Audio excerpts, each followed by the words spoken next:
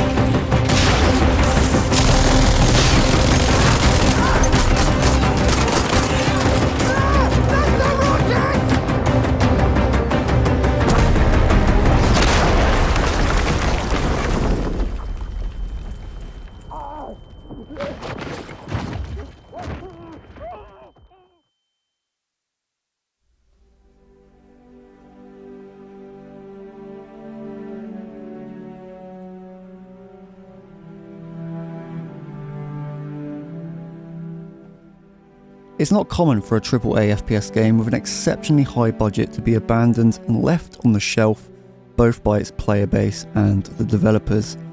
Battlefield 5 was, at the beginning, a true light in the darkness. Its potential to tell the story and capture World War II like never seen before certainly showed, although only after a little over a year later, the once beautiful landscapes filled with players now represent something of a barren wasteland. What once represented DICE and EA's ability to innovate and adapt in a gaming landscape which is forever changing now represents something very different. A token. A very clear message that even the biggest studios and publishers AAA gaming has to offer can flounder and fall short from a series of bad decisions. Today we take a look at just why Battlefield 5 was so unsuccessful at capturing and retaining players, but in order to get a better understanding of just how this came to be, we have to go back in time to the pre-release of Battlefield 5 and study the marketing methods presented by DICE and EA that heavily impacted the public perception of the World War II shooter game. Battlefield 5's problems began right from the very start. The game being set in a World War II setting had many long-term players of the franchise surprised and ultimately disappointed. With the previous game being set in World War I, fans were asking for a modern game, something that resembles the likes of Battlefield 3 and Battlefield 4. Given the track record of DICE before the release of Battlefield 5, with their ability to exceptionally deliver an amazing experience with every release, although hitting some rough patches along the way, it was ultimately looked past and players were eager to find out more. That was until the world reveal trailer, which is where this story ultimately begins.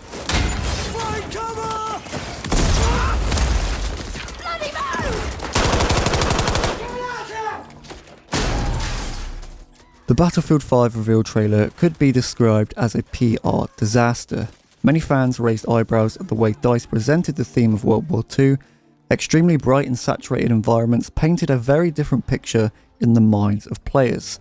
Heavy emphasis on cosmetics such as brightly coloured face paint, outfits, and even going as far as to include a prosthetic arm on a female soldier would prove to be a big problem. Of course, female soldiers fought in the Second World War, the most notable being the female French resistance fighter Simone Seguin, who would frequently engage in direct combat with the Germans. The problem, however, was just how this was portrayed in the trailer. World War II has almost always been portrayed in a very serious, dark, and brutal way, through all forms of expression.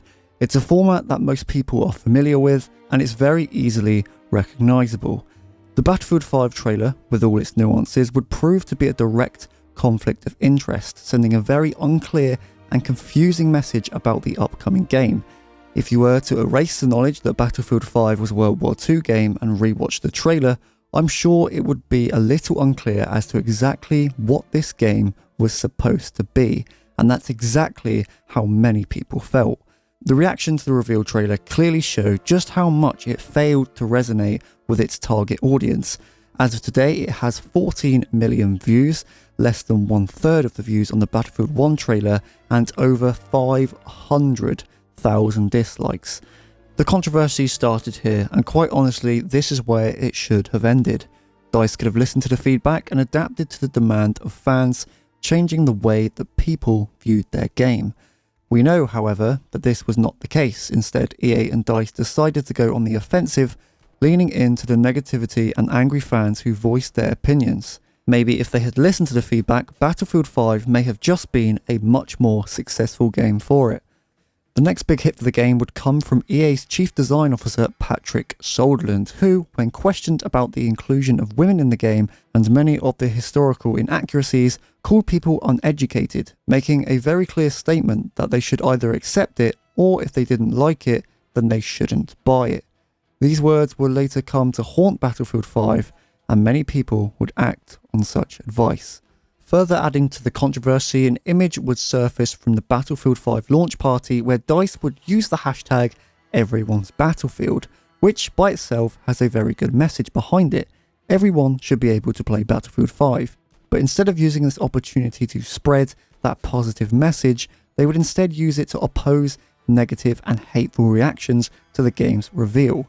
Given that EA has a history of injurious behaviour when it comes to public perception, they were in no position to mock fans who didn't agree with the game's direction. This is never something that has a positive outcome, and with that, many disgruntled fans took to popular online forums like Reddit, where an uproar of unhappy long-time supporters of the franchise would add even more fuel to the fire.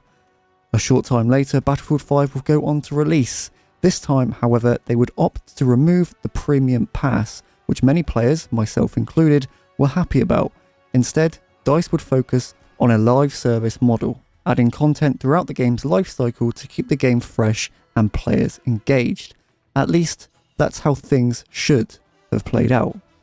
Battlefield 5 as a live service definitely did not live up to the expectations of players.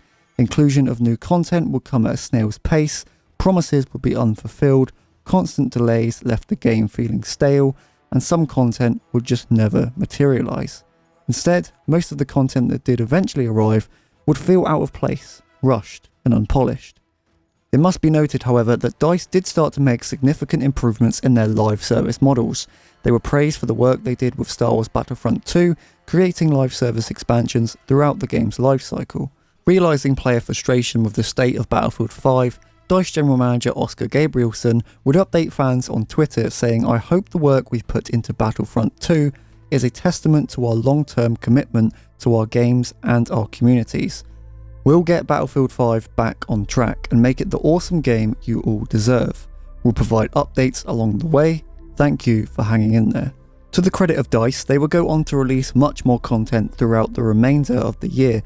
New maps like Operation Underground would ultimately give the player base that intense close quarters experience that many had been asking for. Max rank increases and the addition of some new game modes would also give players a reason to continue playing the game. And of course, we cannot forget about the most favourable expansion, War in the Pacific, adding US and Japanese factions and a slurry of new weapons to play with. With more content and updates to the game came a lot of problems.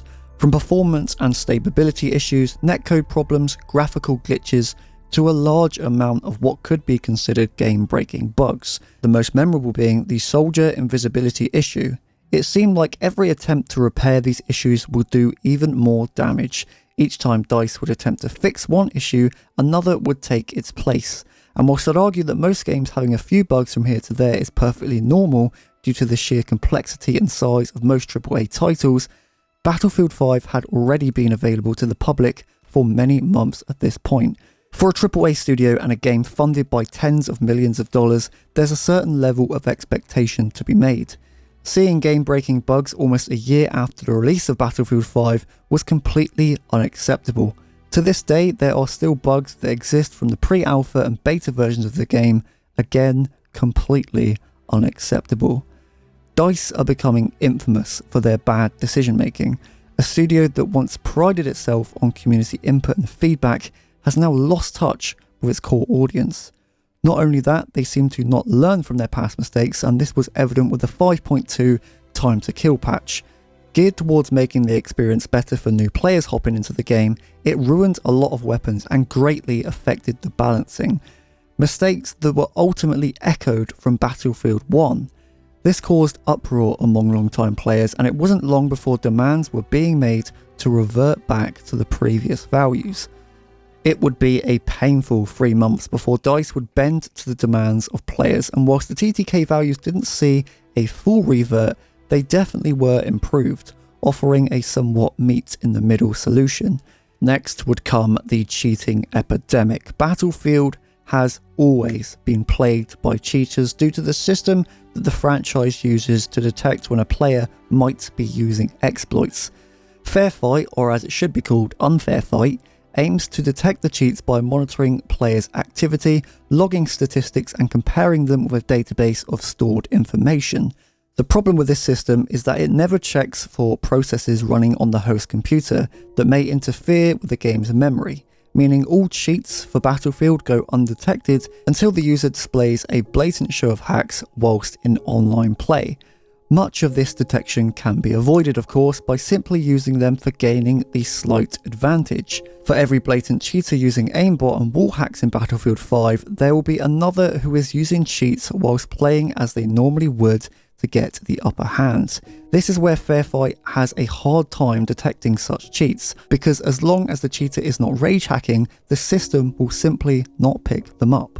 Escalating this issue is the lack of an integrated reporting system. Players who would suspect cheaters would instead have to use Origin and search for the accused before being able to report them. This, as you can imagine, was an issue for many people. Reporting players would mean closing the game window mid-match to go through all of the necessary steps on Origin.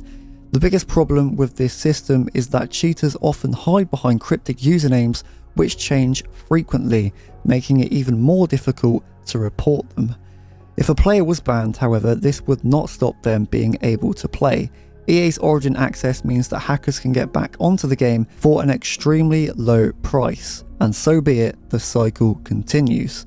Putting some of these issues aside, it would finally start to feel that Battlefield 5 was shaping out to be the experience that we all had hoped for, when suddenly things would take quite the turn. In late April, we would receive information about an up-and-coming content for the game on the Battlefield blog titled The Future of Battlefield 5. Excited fans would visit the page hoping for information on a new Russian expansion.